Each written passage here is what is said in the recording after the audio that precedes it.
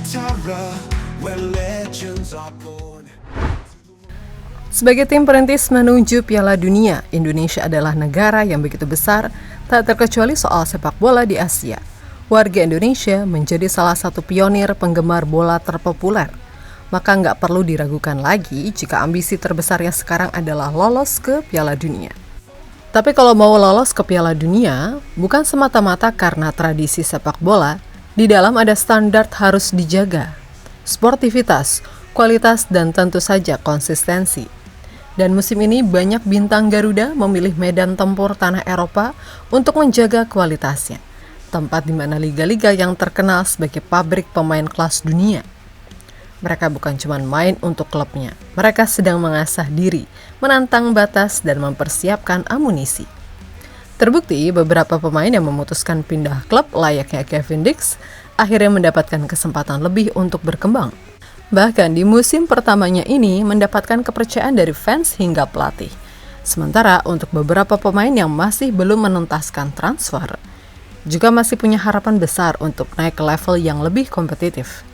So inilah berbagai cerita dan sorotan kepada bintang timnas di Eropa yang bikin bangga. The colors we bleed, for glory, for honor, we will lead to the world's grand stage, where dreams ignite. Indonesia, rise into the spotlight. Bermain di Liga Eropa, mau yang liga top maupun kasta di bawahnya, bukan sesuatu yang mudah dijalani khususnya bagi pemain Indonesia. Di Liga Tanah Air semua dibuat nyaman, makanya nggak semua punya keinginan untuk abroad, apalagi jika di luar negeri nggak mendapatkan jaminan. Tapi disitulah letak keasyikan dan perjuangannya. Mungkin ada yang memang sedari kecil di Eropa, namun yang paling berani mengambil resiko adalah merintis karir sepak bola dari bawah. Layaknya yang dilakukan Marcelino, abroad pertama kali ke Belgia, kini sudah menemukan titik yang lebih tinggi di kasta kedua Liga Inggris bersama Oxford. Tapi tidak menutup kemungkinan juga, yang sudah di Eropa justru pulang, Jan Schraven dan Rafael Strijk menjadi dua contoh yang tengah disorot. Meskipun begitu banyak juga yang mengalami peningkatan, layaknya Kevin Dix menjadi pemain baru bagi Borussia setelah pindah dari FC Copenhagen. Dalam 4 pertandingan pramusim yang dijalankan Borussia, Kevin Dix sudah 3 kali bermain.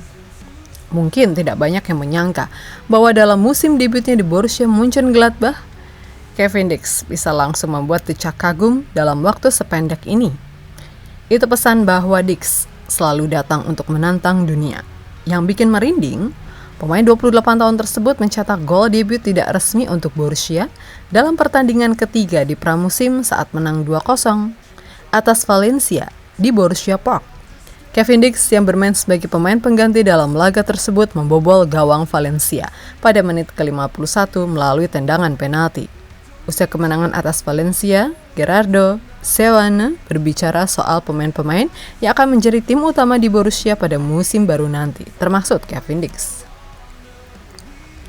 Namun kemenangan ini juga diwarnai cederanya pemain Gladbach, Wille Moya. Ketika Moya cedera, pelatih Die Vollen, Gerardo Seoane, sudah tidak bisa melakukan pergantian pemain. Alhasil, Borussia Mönchengladbach harus menyelesaikan laga dengan 10 pemain. Meskipun kalah jumlah pemain, faktor pengalaman Kevin Dix, Seoane lalu menjelaskan kunci timnya mempertahankan keunggulan meskipun kalah jumlah pemain.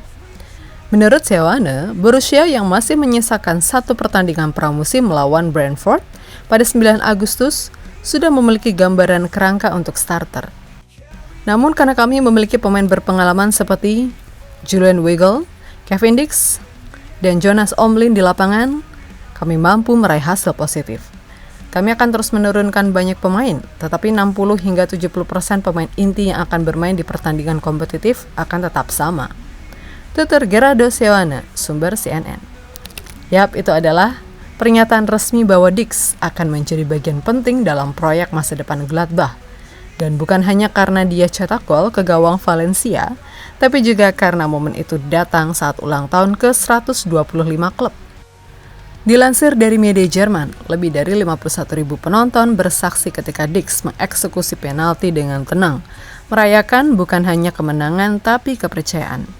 Satu musim, satu transfer, dan kini dia punya panggung untuk menyebarkan Garuda di Bundesliga.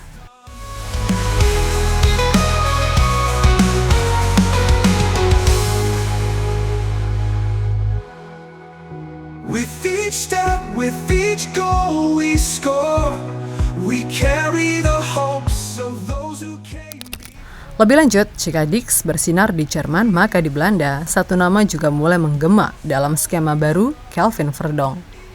Nek Nijmegen mencoba sesuatu yang berbeda di laga uji coba melawan Blackburn Rovers, juara Liga Inggris 1995, dan lawan yang tidak bisa diremehkan begitu saja. Dalam formasi 3-4-3, Verdonk ditarik ke posisi bek tengah, sesuatu yang tidak biasa bagi sang bek sayap. Tapi hasilnya luar biasa. Verdonk bermain penuh 90 menit, disiplin, dan jadi benteng yang bikin lini serang Blackburn frustasi sepanjang pertandingan. Bukan hanya soal menang 3-1, tapi bagaimana Nek menutup pramusim dengan nada optimis. Dan bagi Verdonk, ini lebih dari sekedar kemenangan. Ini pesan, dia siap untuk mengisi peran apapun yang dibutuhkan tim. Kemenangan ini adalah modal besar menjelang pembukaan Eredivisie lawan Excelsior. Dan jika Verdonk terus tampil seperti ini, maka bukan tak mungkin dia akan jadi pemain tak tergantikan di lini belakang Nek. Lalu dari tim Belanda lainnya, ada seorang gelandang berdarah Indonesia juga mulai menapaki jalannya sendiri, Eliano Reinders. Mungkin hasilnya tidak seindah cerita Dix atau Verdonk. Zwolle kalah tipis 0-1, dan Eliano hanya main satu babak. Tapi kadang, kisah hebat memang dimulai dari kekalahan. Eliano menggantikan pemain asal Curaçao, Cheryl Floranus. Selepas jeda, dia juga mencoba merapikan lini tengah Zwolle yang sempat porak-poranda di babak pertama.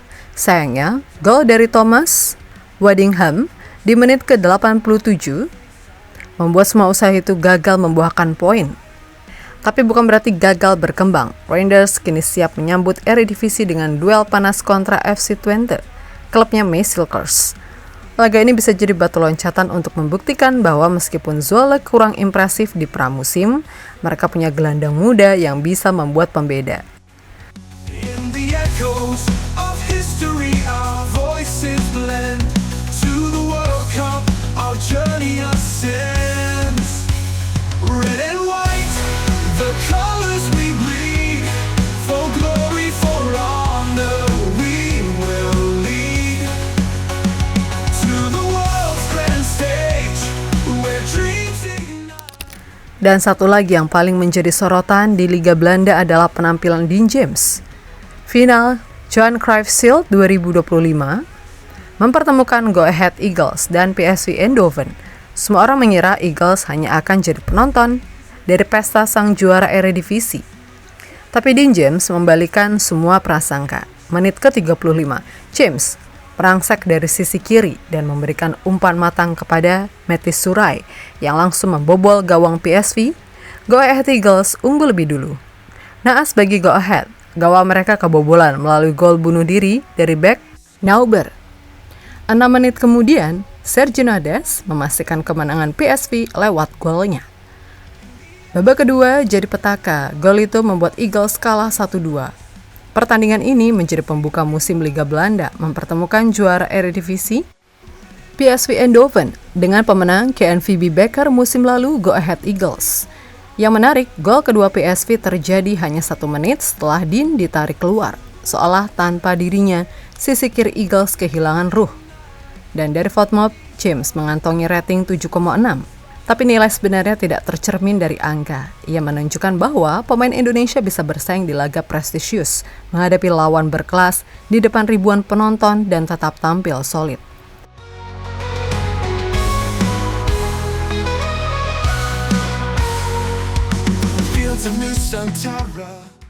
Di sisi lain, juga ada yang masih sibuk dengan transfer kepindahan untuk naik level, dan tentu itu adalah El Capitano Jesus.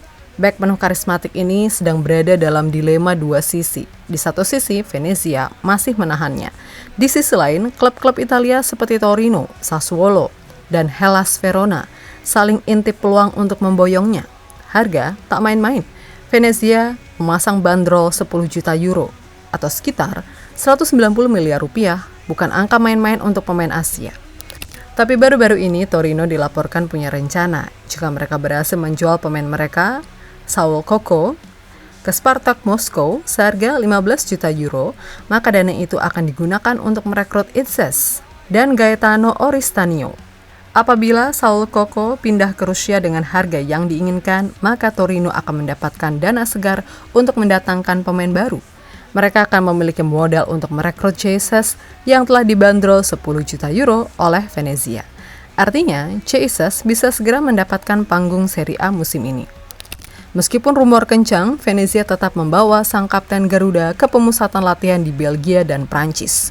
Mereka masih ingin melihat apakah Jay bisa jadi bagian dari proyek musim depan atau harus dilepas demi kestabilan finansial. Di tengah semua spekulasi tersebut, Jay tetap berlatih, fokus, tak banyak komentar.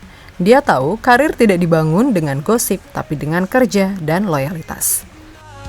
Indonesia, rise into the spotlight. With passion unbroken, with courage as our shield. Pada intinya inilah wajah baru perjuangan Garuda di tanah Eropa. Bukan sekedar tampil atau sekedar numpang nama, tapi membangun kepercayaan. Dari Kevin Dix yang mencuri sorotan di Borussia hingga Dean James yang bikin gemetar PSV di partai puncak. Dari Verdong yang menunjukkan versatilitas luar biasa, hingga Eliano yang siap menantang dominasi FC Twente. Dan jangan lupakan Jesus, sosok yang tenang tapi ditaksir klub-klub besar. Pemain yang bisa menjadi simbol kebangkitan Asia di Serie A. Kisahnya belum selesai, tapi sudah mulai menggugah perhatian. Semoga ini bukan hanya sekedar statistik atau sorotan media, tapi tentang bagaimana sepak bola Indonesia sedang menanam bibit di ladang kompetisi tertinggi. Jika mereka terus berkembang dan bertahan dalam tekanan, maka bukan hal yang mustahil. Mimpi Piala Dunia itu akan benar-benar kita cicipi. Mereka bukan sekedar pemain, mereka adalah pesan untuk dunia bahwa Indonesia datang bukan cuma untuk ikut, tapi untuk bersaing, untuk menang. Grand stage, where dreams